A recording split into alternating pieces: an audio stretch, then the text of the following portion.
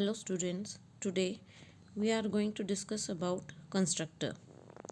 Now before defining the constructor, firstly we have to know why we need constructor, right?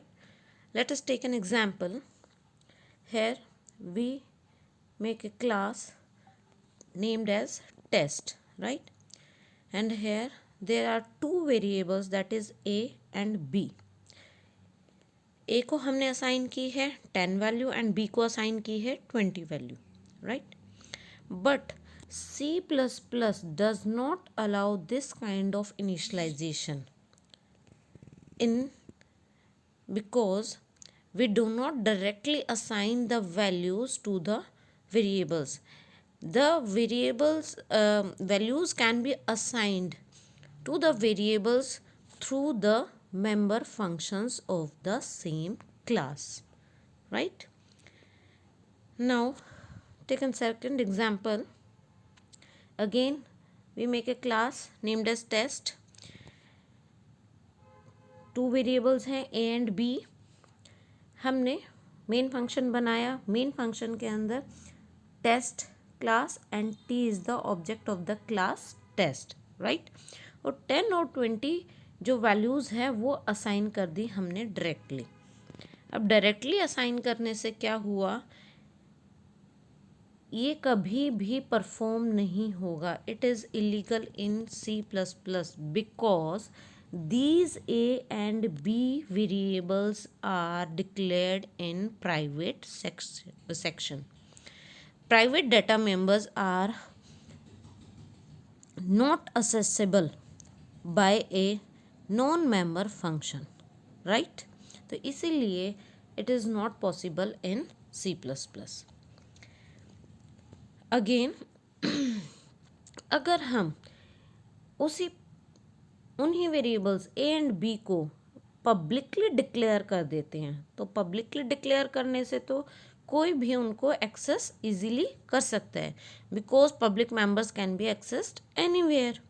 But it violets the data hiding concept. Data hiding concept आपने पढ़ा है C++ के अंदर कि C++ के अंदर main concept होता है डाटा हाइडिंग का, राइट?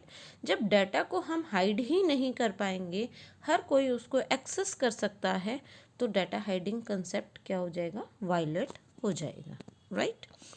इन्हीं सभी वजह से हमें क्या ज़रूरत पड़ी, कंस्ट्रक्टर की, राइट? नाउ अगेन एक एग्जांपल देखते हैं हम. वही सेम हमने एक क्लास बनाई टेस्ट नेम से, दो वेरिएबल्स डिक्लेयर किए ए एंड बी, एक मेंबर फंक्शन बनाया गेट नाम से, राइट? और इसी गेट के अंदर हमने दोनों वेरिएबल्स को वैल्यूज़ असाइन कर दी, that is 10 and 20. Main function के अंदर ऑब्जेक्ट क्रिएट किया हमने टेस्ट क्लास का टी नेम से, और इस टी नेम से टी ऑब्जेक्ट से हमने किसको एक्सेस किया, इस मेंबर फंक्शन को एक्सेस किया, गेट मेंबर फंक्शन को. सपोज अगर हम इस लाइन को ही मिस कर देते हैं, अब इस लाइन को मिस करने का मतलब है हम कभी भी इन ए और बी वेरिएबल्स की वैल्यूज़ को कभी भी एक्सेस नहीं कर पाएंगे, राइट? अब हमें ज़रूरत है कि हमारे पास जो वेरिएबल्स होंगे, जो भी वेरिएबल्स की वैल्यूज़ होंगी, वो हमारे पास ऑटोमेटिकली इनिशलाइज हो जाएं. और ऑटोमेटिकली इनिशलाइज करने के लिए we need constructor, right? Now अब बात करते हैं what is constructor. Basically constructor है क्या? A constructor is a special member function whose task is to initialize the objects of its class. इसका मेन काम क्या है, ऑब्जेक्ट्स को इनिशलाइज करना, राइट? जैसे ही ऑब्जेक्ट्स इनिशलाइज होंगे, तो ऑब्जेक्ट्स इनिशलाइज होते ही जो भी हमने कंस्ट्रक्टर क्रिएट किया है उनकी सभी वैल्यूज़ ऑटोमेटिकली क्या हो जाएंगी, इनिशलाइज हो जाएंगी, राइट? अब ये स्पेशल क्यों है? स्पेशल इसलिए है क्योंकि इसका कंस्ट्रक्टर फंक्शन का जो भी नेम होता है वो सेम होता है एज ए क्लास नेम. जो भी हम क्लास का नेम रखेंगे वही सेम हम क्या रखेंगे, फंक्शन का नेम रखेंगे, right? constructor is invoked whenever an object of its associated class is created. It is called constructor because it constructs the values of data members of the class. देखो constructor means कुछ construct कर रहे हैं, तो इसका नाम constructor क्यों है? बिकॉज ये कंस्ट्रक्ट करता है, किसको कंस्ट्रक्ट करता है? डाटा मेंबर्स की वैल्यूज़ को ये कंस्ट्रक्ट करता है.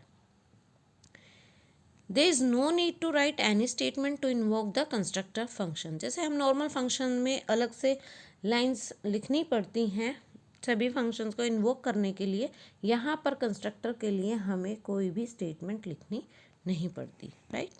If a normal member function is defined for zero initialization, we would need to invoke this function for each of the objects separately. Separately हमें क्या करना पड़ेगा? नॉर्मल मेंबर फंक्शन के अंदर ज़ीरो इनिशलाइजेशन क्रिएट करनी होगी, जबकि कंस्ट्रक्टर के अंदर ऐसा नहीं होता है. Now there are some rules for the constructor. किस तरीके से हम वर्क करते हैं कंस्ट्रक्टर के अंदर. Now first one is function name should be same as the class name. जो भी क्लास का नेम होगा वही हम फंक्शन का नेम रखेंगे. एग्जाम्पल देखिए, जो क्लास का नेम रखा है हमने क्या? टेस्ट. तो जो हम फंक्शन क्रिएट करेंगे वो भी हम क्या करेंगे? सेम नेम से करेंगे, दैट इज टेस्ट. अब test constructor does never returns any value and data type not even void. देखिए यहाँ पर टेस्ट जो डिक्लेयर हमने किया हुआ है इसके आगे कोई भी डेटा टाइप नहीं है, क्योंकि कंस्ट्रक्टर कुछ भी रिटर्न नहीं करता है, कोई भी डेटा टाइप रिटर्न नहीं करता है, नॉट इवन वॉइड, राइट? हमेशा कंस्ट्रक्टर को हम किस में डिक्लेयर करेंगे? पब्लिक सेक्शन के अंदर डिक्लेयर करेंगे. Constructor can be overloaded. Constructor can be overloaded means कि कंस्ट्रक्टर के अंदर हम आर्गूमेंट भी पास कर सकते हैं, नंबर ऑफ आर्गूमेंट्स पास कर सकते हैं. Constructor can not participate in inheritance. Inheritance के कंसेप्ट के अंदर कंस्ट्रक्टर पार्टिसिपेट नहीं करता है, राइट? नाउ एक एग्जांपल देखते हैं हम. वही हमने एक क्लास टेस्ट बनाई, दो वेरिएबल्स डिक्लेयर किए ए बी, और एक हमने कंस्ट्रक्टर बनाया टेस्ट, राइट? और उसी के अंदर हमने दो वेरिएबल्स लिए ए और b, that is 10 and 20. Main function में हमने टेस्ट क्लास का एक ऑब्जेक्ट क्रिएट किया टी. जैसे ही हमने टी ऑब्जेक्ट बनाया है, कंस्ट्रक्टर क्या कहता है? It automatically initialize the object, right? तो जैसे ही हमने टी ऑब्जेक्ट को क्रिएट किया तो टी ऑब्जेक्ट जो हमारा यहाँ पर बना उसके अंदर जो भी वैल्यूज़ है that is a and b, यहाँ पर डायरेक्टली असाइन हो जाएगी. ए की वैल्यू 10 एंड बी की वैल्यू 20, राइट? डायरेक्टली ऑटोमेटिकली, जैसे ही हमें कोई अदर स्टेटमेंट लिखने की रिक्वायरमेंट नहीं है. जैसे ही हम यहाँ पर ऑब्जेक्ट क्रिएट करते हैं, ऑब्जेक्ट क्रिएट करते ही ऑटोमेटिकली वो क्या ले लेगा? ए की वैल्यू 10 ले लेगा एंड बी की वैल्यू 20 ले लेगा. We can not refer to their addresses. हम कंस्ट्रक्टर के एड्रेसेस को रेफर नहीं कर सकते हैं. An object with a constructor और destructor can not be used as a member of a union. Union के मेंबर में भी हम उसका ऑब्जेक्ट यूज़ नहीं कर सकते हैं. They make implicit calls to the operators new and delete when memory allocation is required. जैसे जैसे memory allocation requirement होती है वो क्या करते हैं? implicitly calls करते हैं, right? अब देखते हैं कि कंस्ट्रक्टर किस तरीके से डिफरेंट है एक नॉर्मल मेंबर फंक्शन से, right? Constructor has the same name as the class name.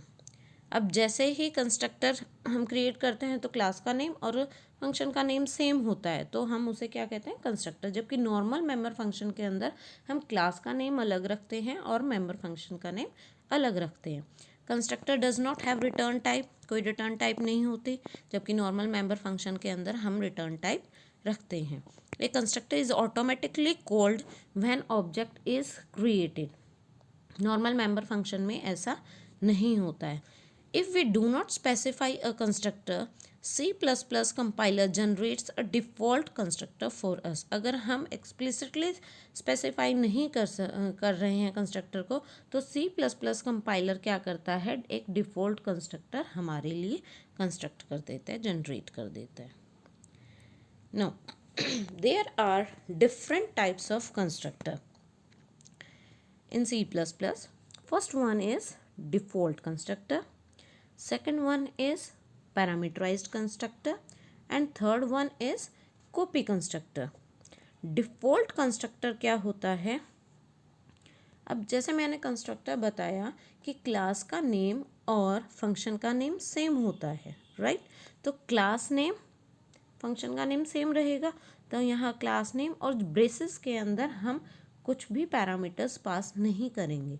जो एम्पटी ब्रेसेस होते हैं उसको हम क्या बोलते हैं, डिफ़ॉल्ट कंस्ट्रक्टर। जब हम कोई भी आर्ग्यूमेंट पास नहीं कर रहे हैं तो उसको हम बोलेंगे डिफ़ॉल्ट कंस्ट्रक्टर। पैरामीटराइज्ड कंस्ट्रक्टर कौन से होते हैं? जब हम उस पर्टिकुलर फंक्शन के अंदर कुछ पैरामीटर्स पास करते हैं तो उसको हम क्या बोलते हैं, parameterized function constructor, sorry. And copy constructor क्या होता है? जब हम उसके अंदर आर्ग्यूमेंट्स के अंदर हम किसको पास करें, ऑब्जेक्ट को पास करें, तो उसको हम क्या बोलते हैं, कॉपी कंस्ट्रक्टर। देखिए यहाँ पर हम एक एग्जांपल ले सकते हैं सिंपल सा। लेट्स सपोज आप किसी शॉपकीपर के पास जाते हो कुछ भी खरीदने के लिए, सपोज पेन लेने जाते हो आप, ठीक है। अब आप डायरेक्टली जाके ये कहोगे कि मुझे एक पेन लेना है, ठीक है।